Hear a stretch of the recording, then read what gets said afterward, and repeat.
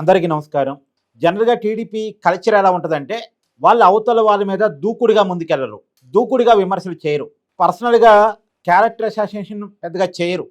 వాళ్ళ మీద బురదేస్తే దాన్ని కడుక్కునే పనిలో ఉంటారు తప్ప, అవతల వాళ్ళ మీద బురదేద్దామనే ఆలోచనతో జనరల్‌గా ఉండరు.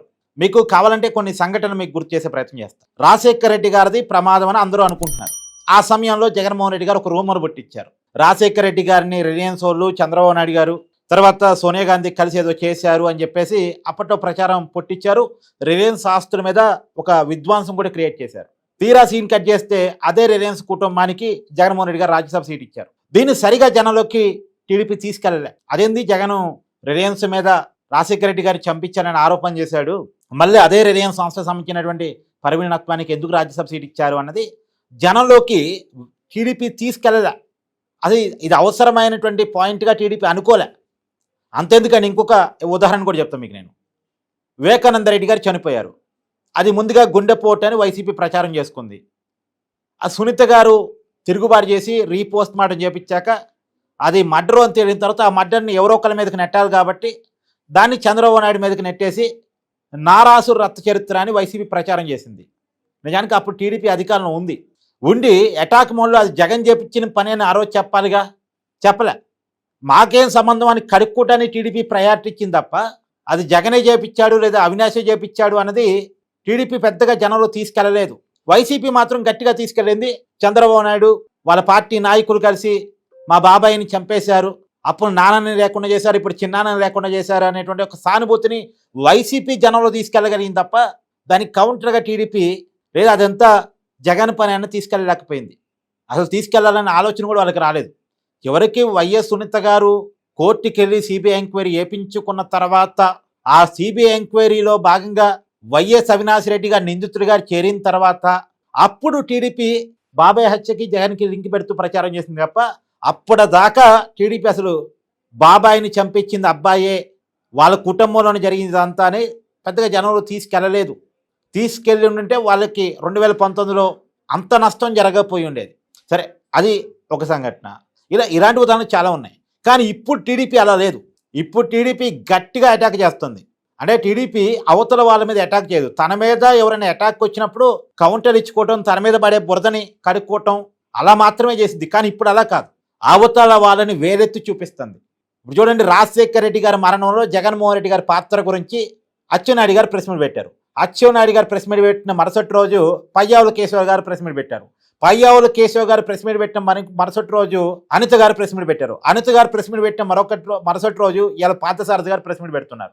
వరుసగా మాట్లాడుతున్నారు. గతంలో టీడీపీలో ఈ అటాకింగ్ మోడ్ లేదు. సహజంగా వైసీపీలో కొన్నది అటాకింగ్ మోడ్. ఇప్పుడు చూడండి, టీడీపీని చంద్రబాబు లాగేశాడు, మామకి వెన్నుపోటు పొడిచాడు అని విపరీతంగా గతంలో Jaganmohan Reddy and co YCP media పెద్ద ఎత్తున ప్రచారం చేసింది.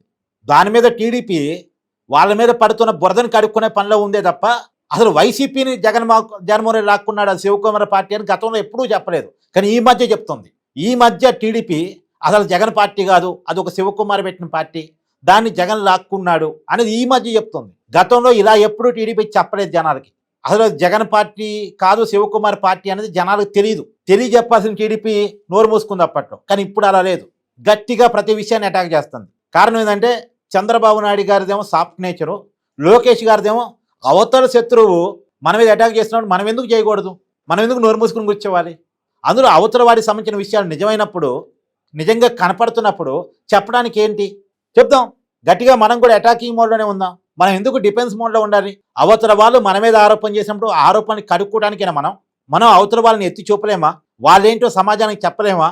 ఇది లోకేష్ గారు మార్క్ అనమాట. ఒక రకంగా చెప్పాలంటే గతంలో ఎప్పుడూ లేని విధంగా చూడండి, రాజశేఖర రెడ్డి మరణం ఇన్నాళ్ళ తర్వాత కూడా 2009లో జరిగింది, ఇప్పుడంతా 2026.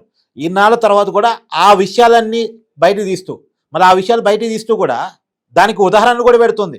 అప్పట్లో బొచ్చ గారు మాట్లాడారు, అప్పట్లో ధర్మాన గారు మాట్లాడారు, మళ్ళీ వాళ్ళు వైసీపీలోనే ఉన్నారు అని వాళ్ళు ఆనాడు మాట్లాడిన క్లిప్పింగ్స్ కూడా బయట పెడుతున్నారు. ఆనాటి కాంగ్రెస్ నాయకులు జగ్గారెడ్డి గారు, చిరంజీవి గారు మాట్లాడిన వీడియోస్, ఆ రోజు రోషే గారు మాట్లాడిన వీడియోస్ అవన్నీ తీసుకొచ్చి సోషల్ మీడియాలో పెడుతున్నారు. అంటే జగన్ క్యారెక్టర్ ఏంటో బయటికి ఎక్స్పోజ్ చేస్తున్నారు. ఇది ఎప్పుడు చేయాలి? 2019 ఎన్నికల కంటే ముందే చేయాలి. కానీ అప్పుడు చేయలే. కానీ ఇప్పుడు చేస్తున్నారు. అంటే ఒకప్పటికి ఇప్పటికీ టీడీపీలో సిస్టమ్ మారింది. అవతల వాళ్ళు తిడితే పట్టమో, లేదు నన్ను తిడతావేంటని అడగటమో, అవతల వాళ్ళు రాయి ఇసిరితే రాయి తగలకుండా చూసుకోవటమో ఇది కాదు. రాయి ఇసిరే వాడి మీదకి రాయి ఇసిరాల్సిందే, బురదేసే వాడి మీదకి వాళ్ళ కంటిన బురదను కూడా ప్రజలకు చూపించాల్సిందే. ఇది టీడీపీ అటాకింగ్ మోడ్లో ఉంది ప్రజెంట్. నిజానికి ఒకప్పుడులాగా లేదు, టీడీపీ చాలా అటాకింగ్ మోడ్లో ఉంది. ఈ వరుసగా మామూలు కాదు, అసలు వైసీపీ గుక్క తిప్పుకోలేకపోతుంది, వైసీపీ సమాధానం చెప్పుకోలేకపోతుంది. ఎందుకంటే ఇవి టీడీపీ నాయకుల ఆరోపణలు మాత్రమే కాదు, ఉదాహరణలు చూపిస్తున్నారు వాళ్ళు. అదిగో మీ పార్టీలోనే ఉన్నాడు బొచ్చగారు మాట్లాడింది, ఇదిగో మీ పార్టీలోనే ఉన్నాడు ధర్మన మాట్లాడింది, ఇదిగో మీ పార్టీలోనే ఉన్నాడు పలానా వ్యక్తి మాట్లాడింది, అదిగో ఆ రోజులో రోషయ్య మాట్లాడాడు, ఆ రోజులో చిరంజీవి మాట్లాడాడు, ఆ రోజులో జగ్గారెడ్డి మాట్లాడాడు, తులసి రెడ్డిని తీసుకొచ్చి ముందు పెడుతున్నారు, డొక్కాను తీసుకొచ్చి ముందు పెడుతున్నారు అని వీరంతా ప్రత్యక్ష సాక్షులు. జగన్మోహన్ రెడ్డి గారి కుటుంబంలో ఏం జరిగింది అని చెప్పడానికి షర్మిల గారి కామెంట్ తీసుకొచ్చి ముందు పెడుతున్నారు, విజయమ్మ గారి లెటర్ తీసుకొచ్చి ముందు పెడుతున్నారు, అన్ని ప్రజల ముందు పెడుతున్నారు. జగన్మోహన్ రెడ్డి క్యారెక్టర్ గురించిన అన్ని విషయాలను కూడా ఇవాళ ప్రజల ముందు టీడీపీ అటాకింగ్గా పెడుతుంది. దీనికి సమాధానం చెప్పుకునే పరిస్థితుల్లో వైసీపీ డిఫెన్స్లో పడిపోతుంది. టీడీపీ అటాకింగ్ మోడ్ మీద మీ అభిప్రాయాన్ని కామెంట్ చేయండి.